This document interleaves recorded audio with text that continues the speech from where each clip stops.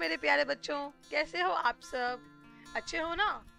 और घर में रहिए, सुरक्षित रहिए। तो बच्चों, आज हम फिर से पर्यावरण अध्ययन की पाठ्य पुस्तक खोजे आसपास का पाठ 4 अमृता की कहानी पढ़ेंगे। तो बच्चों, आप इस स्लाइड में एक सुंदर सा पेड़ देख सकते हो बैकग्राउंड में। पेड़ बहुत ही सुंदर लगते हैं, बहुत ही हरे होते हैं और हमारे लिए बहुत ही यूजफुल भी होते हैं। तो बच्चों, आज की कहानी है अमृता की।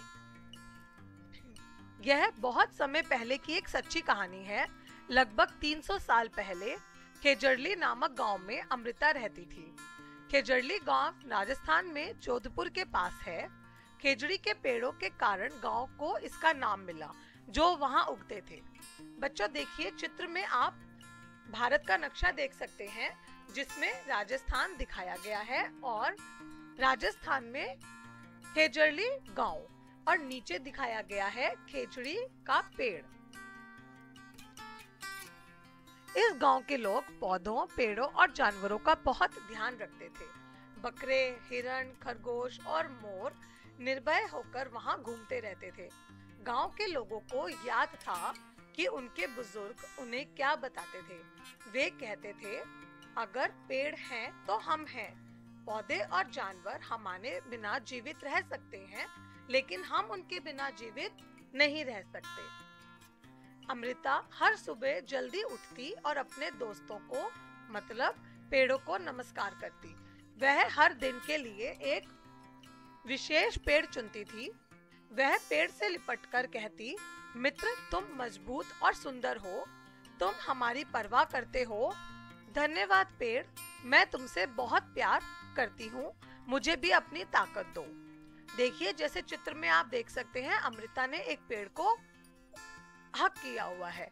अमृता की तरह दूसरे बच्चों को भी अपने विशेष पेड़ थे।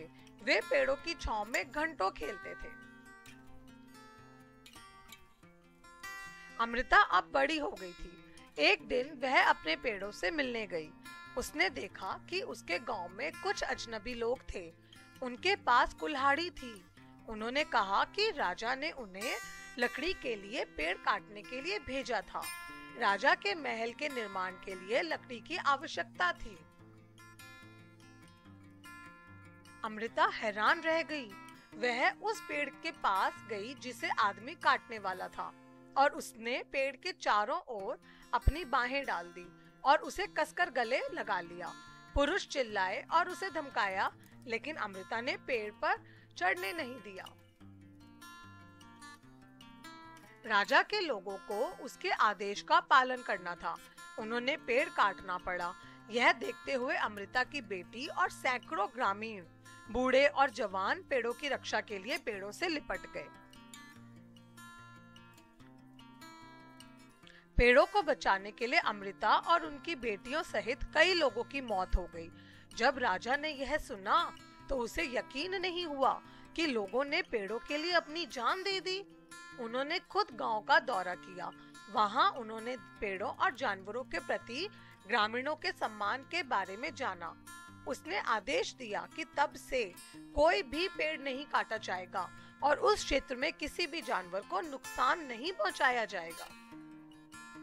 आज भी लगभग 300 साल बाद इस क्षेत्र के लोग, जिन्हें बिश्नोई कहा जाता है, पौधों और जानवरों की रक्षा करना जारी रखते हैं। भले ही यह क्षेत्र रेगिस्तान के बीच में है, लेकिन यह क्षेत्र हरा है और जानवर बिना किसी डर के घूमते हैं। खेजड़ी का पेड़ मुख्यतः रेगिस्तान इलाकों में पाया जाता है। नीचे देखिए, चित्र में खेजड़ी का पेड़ दिखाया गया है और उसका फल, जो कि फलियां होती हैं, वो भी दिखाई गई हैं। यह पेड़ बिना ज्यादा पानी के बढ़ सकता है। इसकी छाल का उपयोग औषधि बनाने के लिए किया जाता है। लोग इसके फलियां पकाते और खाते हैं। तो बच्चों, आज की कहानी से हमने क्या सीखा कि पेड़ हमारे लिए कितने आवश्यक हैं। हमारे पूर्वज, गांव के लोग और पुराने जितने भी लोग थे, वो लोग भी पेड़ों का महत्व जानते हैं, बहुत अच्छी तरह से जानते थे और पेड़ों को बचाने के लिए कार्य करते थे। हमें भी पेड़ों से बहुत कुछ मिलता है, जैसे छाल, रबड़, लकड़ी, फल, सब्जियां, कागज, बहुत कुछ हमें पेड़ों से मिलता है, और जीवन दायिनी ऑक्सीजन सांस लेने के लिए। तो बच्चों, हमें पेड़ों को बचाना चाहिए। अब आप लोगों को एक कार्य करना है कि आप जरूर अपने हाथों से एक पौधा लगाएंगे और उसकी रक्षा करेंगे, और कमेंट बॉक्स में मुझे लिखकर जरूर बताइए आपने कौन सा पौधा लगाया। ठीक है? और बच्चों, कमेंट बॉक्स में ये भी जरूर बताइए ऐसी 2 चीजें जो आपको पेड़ों से मिलती है। ठीक है बच्चों?